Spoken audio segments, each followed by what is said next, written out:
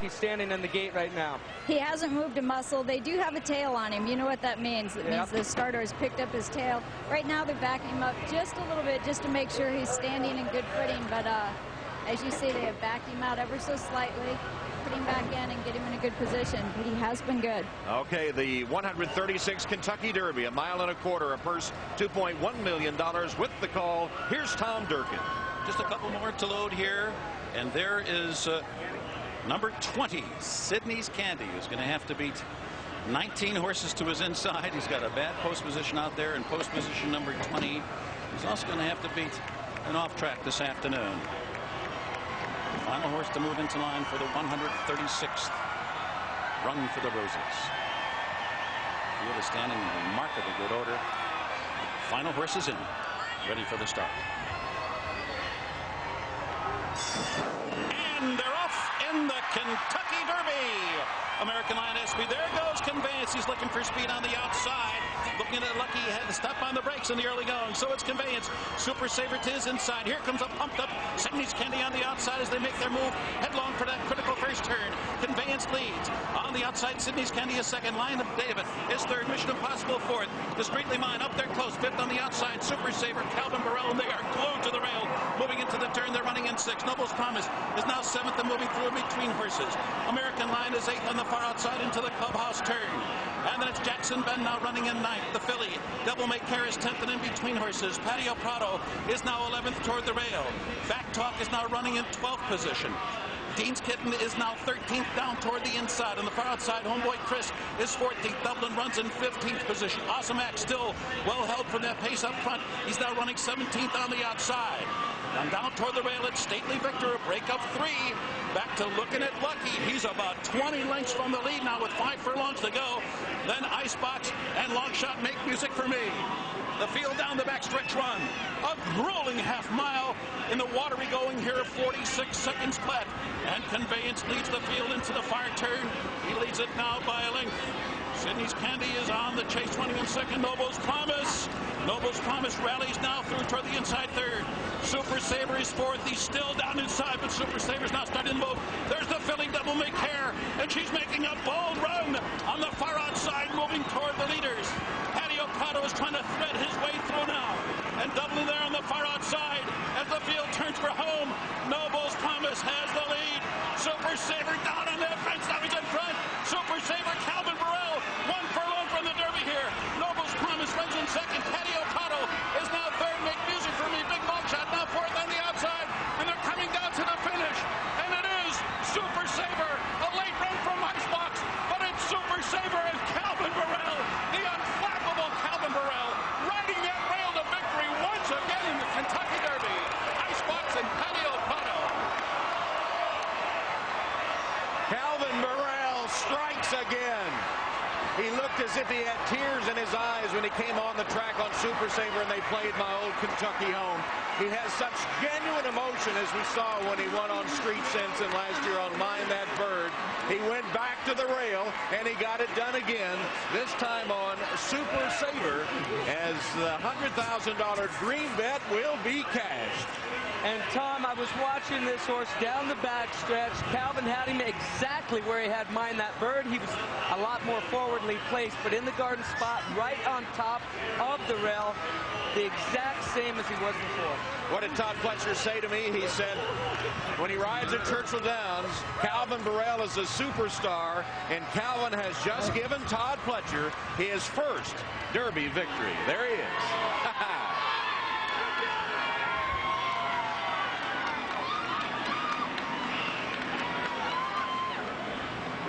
All right, Donna has a familiar face.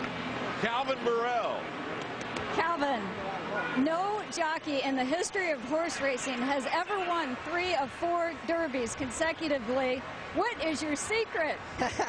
We got to keep that to ourselves, baby. No, I've been very blessed, baby. Following the right horses at the right time, you know. Knowing what I know about horses, baby, helps me a lot. Being out here 7 days a week, watching horses train, I think helps a lot. I thought this horse was just peaking at the right time, and you know what? I'm going to win the Triple Crown this year. Calvin, let me talk to you about the trip. This horse has only won 2 races. They were both on the lead throughout. You were not on the lead this time. What was your strategy going in? Did it work out the way you wanted? Perfect. Walked in there, he told me, he said, Calvin, he's yours. Ride him like you own him. And that was it. And I knew from there I had him where I wanted him. Last race, I finally got him off the pace like I wanted, and he relaxed good, so I knew I could take him back a little bit. You know. So you felt like in the last race you learned something about him that helped you win this race? Yes, ma'am, a lot, because when I went on him before, he was on the lead all the way. But that last race, when I took him back a little bit, it helped me, you know, I learned a lot about him. Even though you didn't win, you learned a lot about him? Yes, ma'am, I sure did. Well, this is your your third Kentucky Derby win. It gives Todd Pletcher his first Kentucky Derby win. How do you feel about getting that for Todd? I know where you're coming from. A lot of hard work, little brother. You seem a little less emotional than you normally are. I mean, you're so used to winning the Kentucky Derby at this point. Is it old hat now? No, it never gets old, sweetie. It's just, you know, it's finally paid off, and I'm just happy to be here. Did you take your normal trip, the shortest way around there on the rail? Shortest way around, baby, like my brother always told me.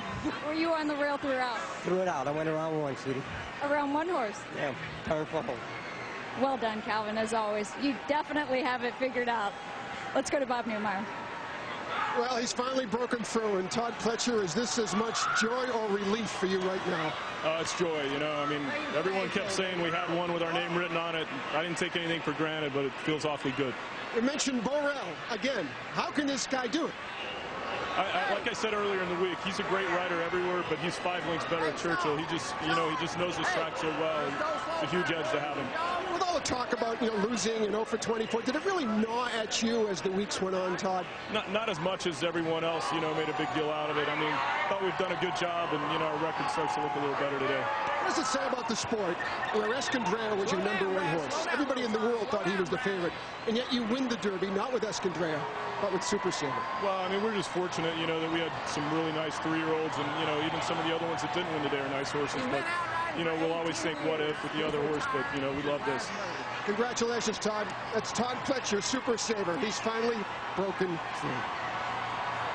And Calvin is soaking it in once again in the Windstar Farm colors of Kenny Trout and Bill Kasner. A 3-year-old colt by Maria's Mon from Supercharger by AP Indy, bred in Kentucky by the owners, Windstar Farm, as Calvin Borel makes history, the only jockey ever to win the Kentucky Derby 3 times in a 4-year span.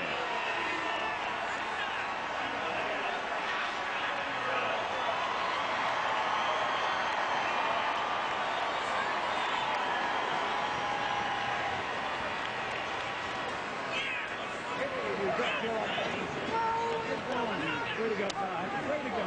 Way to go.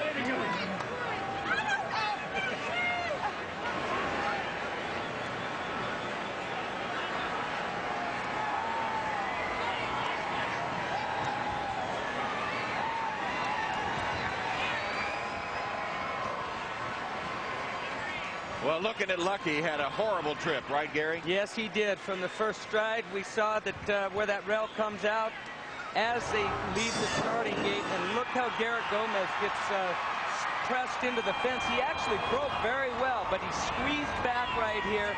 Garrett says, okay, I'll take the next best place. Well, he gets back up in here. This horse directly on his outside really squeezes him up, and from that point on, with over 1 mile and 3/16 left in the race, his race is over with. Now, Calvin Borel, in the meantime, this is a half-mile from home right now. He's already laid up against the fence, identical to where he was with Mind That Bird, and as he says, like with Mind That Bird, last year he came around 1 horse. That was it, just 1 horse back to the fence, back to where Calvin likes it best. That was the fastest place on the track here for the last 3 or 4 races. At the same time that he was making that move around 1 horse, that was Patio Prado that was steadying back behind your eventual winner, Super Saver, right there. But the ease with which Noble's Promise wins this after the ground-saving trip is very easy, Tom. There you see Icebox with a late run getting 2nd, and Patio Prado 3rd. And Todd Pletcher, wow, he was so tired of hearing 0 for 24. He's never won a Derby. And Glenn Fullerton placed a $100,000 green bet and cashes.